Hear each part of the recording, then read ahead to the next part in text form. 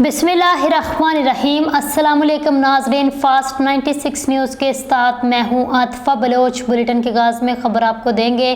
वज़ीर आला खैबर पख्तूनख्वा अली अमीन गंडापुर का इस्लामाबाद जलसे के हवाले से अहम और वाज़ेह पैगाम। खैबर पख्तूनख्वा की सारी अवाम ने कल 3 बजे तक सवाबी पहुँचना है, वहाँ से मैं खुद उनको लीड करूँगा। पूरी पाकिस्तानी कौम से दरख्वास्त करता हूँ कल हर हाल में तरनोल चौक पहुँचें। इंशाल्लाह हम हर हाल में तरनोल चौक में जलसा करेंगे।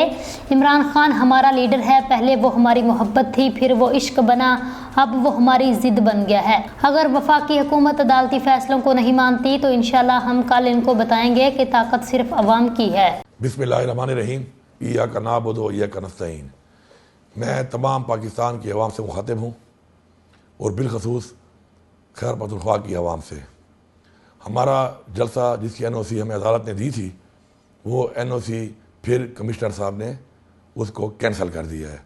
ये फसाइयत और जबर और गैर कानूनी इक़दामात का जो सिलसिला शुरू है इस वफाकी हुकूमत की तरफ से, तो हम उसकी भरपूर मज़म्मत भी करते हैं।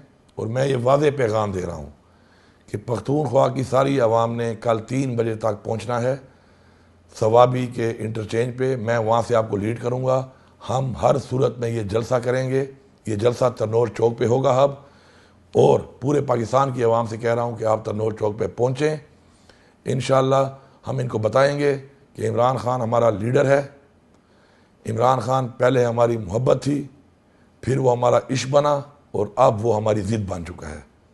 हम इनको बताएंगे कि अगर ये अदालतों को नहीं मानते तो इंशाअल्लाह कल का दिन साबित करेगा कि ताकत अवाम की है या ये मैंडेट चोर जो बैठे हुए हैं, ये मैंडेट चोर हुकूमत की है। इंशाअल्लाह कल फैसला कुन मरहला है, और कल ये एक फैसला कुन इंशाअल्लाह फैसला होगा इस कौम की तरफ से कि कौम इमरान खान के साथ खड़ी है, हक़ के लिए खड़ी है, अपने आइन के लिए खड़ी है, और इंशाअल्लाह अपनी हकीकी आज़ादी के लिए खड़ी है।